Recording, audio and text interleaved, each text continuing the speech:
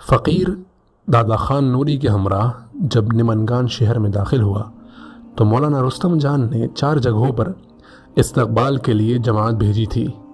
Airport پر، اڈے پر، مدرسے عربیہ اور جامع مسجد کے دروازے پر۔ ہمارے پاس مدرسے کا ایڈریس تھا، وہاں پہنچے۔ وہاں پہنچنے پر طلباء نے پرتپاک طریقے سے استقبال کیا۔ جمعۃ المبارک کا دن تھا اور نماز کا وقت بہت قریب تھا۔ ہم لوگ جلدی ہی وضو تازہ کر کے نماز کے لیے مسجد میں آ گئے۔ جامع مسجد مخدوم ایشان میں فقیر نے بیان کیا اور مولانا رستم جان نے ترجمانی کی۔ دادا خان نوری کے اندازے میں 5000 نمازیوں کا مجمع تھا۔ فقیر نے باطینی صفائی کے عنوان پر تقریر کی۔ اہل اللہ کے واقعات سن کر مجمع تڑپ اٹھا۔ نمازیوں میں ایسا جوش و خروش پیدا ہو گیا کہ بیان سے باہر۔ فقیر نے جب جمعہ کا عربی خطبہ پڑھا تو نسبت شریفہ کی برکات نے سما باندھ دیا۔ لوگوں کی آنکھوں سے موتیوں کی طرح رخساروں پر آنسو گرتے نظر آ رہے تھے۔ نماز کی امامت بھی فقیر نے کی۔ نماز کے بعد مولانا رستم جان کے کہنے پر فقیر نے پورے مجمع کو بیت کے کلمات پڑھائے اور مراقبہ کروایا۔ نماز کے بعد نمازیوں نے مصافحہ کے لیے اس قدر ہجوم کیا کہ اگر چند نوجوان فقیر کو اپنے حصار میں نہ لیتے تو جان بچانا مشکل ہو گیا تھا۔ اس کے باوجود کچھ لوگ مصافحہ کر رہے تھے، کچھ لوگ بازوں کو، کپڑوں کو، جسم کے دوسرے حصوں کو ہاتھ لگا کر برکت کے حصول کی خاطر اپنے چہرے پر مل رہے تھے، یعنی برکت کو حاصل کرنے کے لیے۔ فقیر اپنے دل میں اپنے نفس کو مخاطب کر کے کہہ رہا تھا کہ اے ذلیل، اپنے سیاہ اعمال کو دیکھ اور اپنے پروردگار کی ستر پوشی کو دیکھ۔ لوگ تیری تعریفیں نہیں کر رہے بلکہ تیرے پروردگار کی ستاری کی تعریفیں کر رہے ہیں۔ علاقے کے مشائخ حضرات با جماعت ملنے کے لیے آگے بڑھے تو نوجوانوں نے حصار میں راستہ بنا کر انہیں اندر آنے دیا۔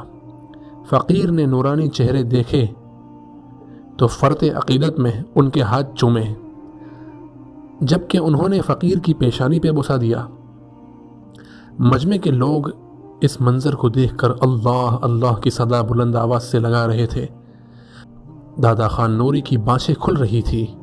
وہ اپنے آپ میں فخر محسوس کر رہے تھے کہ میں ایک ایسے مہمان کو لے کر آیا ہوں کہ علاقے کے علماء صلحاء جس سے مل کر اتنے خوش ہوئے ہیں۔ کافی دیر بعد جب لوگوں کی نفری کم ہوئی تو نوجوان حضرات فقیر کو ایک قریبی حجرے میں لے گئے۔ اب یہاں پر ایک مضمون ہے کباب میں ہڈی۔ وہ کباب میں ہڈی کیا ہے وہ آگے سنیے۔ تھوڑی دیر بعد حجرے کے اندر مقامی علماء و مشائخ بھی تشریف لائی۔ بعض حضرات نے فقیر کو دیکھا تو بلند آواز سے کہا، نشانی ہے ان کے چہروں پر سجدوں کے اثر سے۔ بعض حضرات نے دعاؤں کی درخواست کی تو فقیر نے ان کے حکم کی تعمیل میں دعا کروا دی۔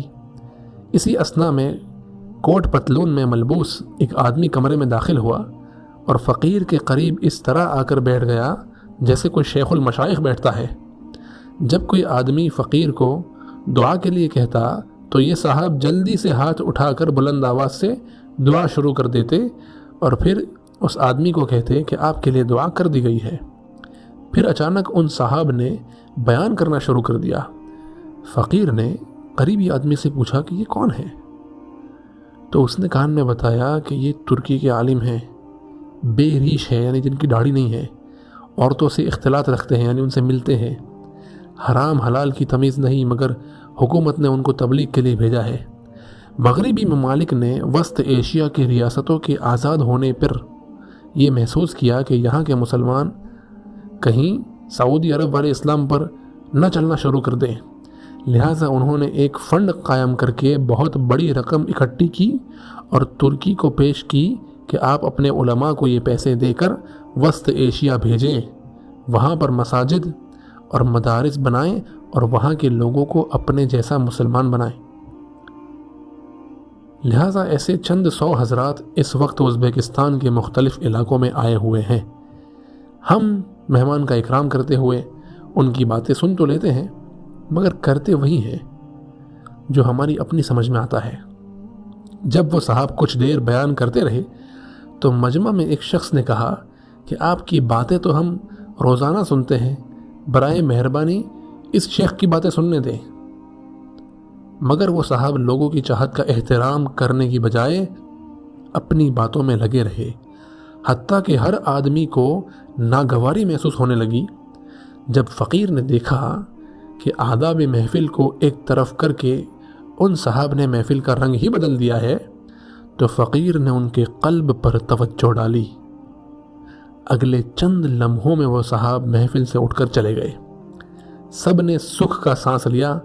الحمدللہ عقل و مال کے بلبوتے پر پروان چڑھنے والی کئی ماہ کی محنت نسبت شریفہ کے انوار کی برکت سے پل بھر میں راکھ کا ڈھیر بن گئی، اور اللہ تعالیٰ غالب رکھتے ہیں اپنے حکم میں، اور لیکن اکثر لوگ نہیں جانتے۔ اگلے دن مقامی علماء کرام کی ایک جماعت ملاقات کے لیے آئی۔ اکثر حضرات مختلف مدارس کے ناظم و محتمم اور مساجد کے امام و خطیب تھے۔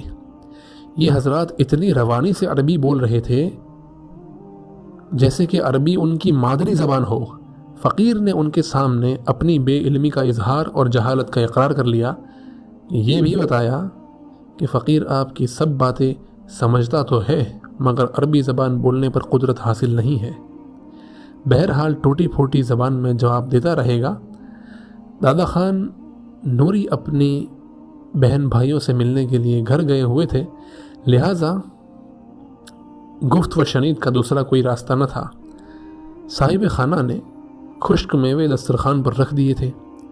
سب لوگ میوے بھی کھاتے رہے اور بات چیت کا سلسلہ بھی چلتا رہا۔ مولانا داؤد خان مقامی علماء میں سے سن رسیدہ اور استاد عالم کا درجہ رکھتے تھے۔ انہوں نے احوال دریافت کیے۔ ایک سوال کرتے ہوئے ان کے لہجے میں بڑی سختی تھی، اور کچھ انہوں نے باتیں ان کے سامنے رکھی حضرت پیر صاحب کے سامنے، جو آپ کتاب میں پڑھ سکتے ہیں۔ اس کے بعد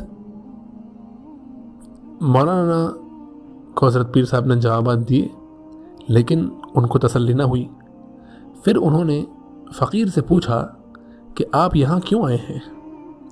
فقیر نے عرض کیا کہ نسبت شریفہ کی اشاعت کے سلسلے میں آیا ہوں۔ انہوں نے نہایت سختی کے لہجے میں کہا کہ کیا آپ کے یہاں پہ کام مکمل ہو گیا ہے جو آپ یہاں آئے ہیں؟ فقیر نے عرض کیا کہ نوکر کی اور ڈاکیے کی اپنی کوئی مرضی نہیں ہوتی، وہ حکم کے پابند ہوتے ہیں۔ فقیر بھی بعض منامی اشارات کی وجہ سے یہاں حاضر ہوا ہے۔ آپ کو ناگواری ہو رہی ہے تو یہاں سے واپس چلا جائے گا۔ ہم فقیروں سے کج ادائی کیا، آن بیٹھے جو تم نے پیار کیا۔ محفل میں تھوڑی دیر کے لیے سنجیدگی اور خاموشی کا ماحول بن گیا۔ مولانا رستم خان نے فقیر سے کہا کہ حضرت کچھ نصیحت فرما دے۔ فقیر نے تعمیل حکم کے طور پر تقویٰ کے عنوان پر کچھ بیان کیا، ساتھ ہی حاضرین پر باطنی توجہ ڈالی۔ بعض حضرات پر گریہ طاری ہو گیا۔ مولانا داؤد خان دھاڑے مار مار کر رونے لگے۔ بیان کے اختتام پر وہ اٹھ کر آگے آئے اور فقیر سے معذرت کرنے لگے کہ میں نے بلند آواز سے آپ سے بات چیت کی، میں آپ کو پہچان نہیں سکا، مجھے معاف فرما دیں۔ یہ کہتے ہوئے ان کے سامنے ایک جگہ پستے کا مغز پڑا ہوا تھا اور ساتھ ہی چھلکے پڑے ہوئے تھے، یعنی پستے کا جو اندر حصہ ہوتا ہے کھانے کا وہ، اور اس کے جو چھلکے ہوتے ہیں وہ دونوں چیزیں۔ انہوں نے مغز پر ہاتھ رکھ کر کہا کہ شیخ انت ھذا، آپ ایسے ہیں، اور پھر چھلکوں پر ہاتھ رکھ کر کہا ونحن ھذا، ہم ایسے ہیں۔ اس کے بعد انہوں نے بچوں کی طرح بلک بلک کر اونچی آواز سے رونا شروع کر دیا۔ فقیر کے پاؤں سے لگ بیٹھے تھے۔ بالآخر انہوں نے اپنا سر فقیر کی گود میں ڈال کر اتنی اونچی آواز سے رونا شروع کر دیا کہ ہمسائے کے گھروں سے لوگ دیکھنے کے لیے جمع ہو گئے۔ حاضرین محفل کے اوپر ایسا گریہ طاری تھا کہ جیسے کسی کے فوت ہونے پر وہ رو رہے ہوں۔ فقیر سب کو تسلی دیتا رہا۔ مولانا عمر خان بار بار اونچی آواز سے اللہ اللہ کہتے اور روتے جا رہے تھے۔ کافی دیر تک یہ سلسلہ جاری رہا۔ فقیر نے ان سب کو تسلی دی۔ مولانا عمر خان نے کہا کہ حضرت ہم طریقت میں آپ کے شاگرد بننا چاہتے ہیں۔ فقیر نے سب حضرات کو بیعت کیا اور یوں اللہ تعالیٰ نے نسبت شریفہ کی اشاعت کا دروازہ کھول دیا۔ بیعت کے بعد سب علماء کرام کے قلب پر انگلی رکھ کر اس میں ذات کی ضرب لگائی اور سب کو مراقبے کا طریقہ بتایا گیا۔ جب ان سے کہا کہ تھوڑی دیر کے لیے مراقب ہو جائیں تو سب حضرات سسکیاں لے کر رو رہے تھے۔ مراقبہ کے اختتام پر سب حضرات نے اپنے اپنے مدارس میں آنے کی دعوت دی۔ فقیر نے ان سب کی دعوت قبول کی۔ الحمدللہ کہ 7 کاروں میں سب حاضرین شہر کے مختلف مدارس میں گئے۔ ہر جگہ فقیر نے اپنی ٹوٹی پھوٹی عربی زبان میں بیان کیا۔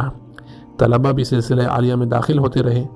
مولانا عمر خان نے کہا حضرت آپ یہاں کے علماء کے متفقہ طور پر پیر و مرشد ہیں۔ علماء پہلی مرتبہ کسی ایک شخصیت پر متفق ہوئے ہیں۔ الحمدللہ ہم سلوک سیکھنے آپ کے پاس آئیں گے۔ فقیر نے کہا چشم ماں روشن دل ماں شاد۔ نمنگان شہر میں روسی انقلاب سے پہلے چھوٹی بڑی 1000 مساجد تھیں، مگر کمیونسٹوں نے 2 بڑی مساجد کے علاوہ باقی سب کو بند کر دیا تھا۔ اب الحمدللہ سب کی تعمیر نو ہو رہی تھی۔ 22 مساجد میں جمعہ شروع ہو چکا تھا، باقی کا تعمیراتی کام جاری تھا۔ فقیر کو بعض جگہوں پر لے جا کر دعا بھی کروائی گئی۔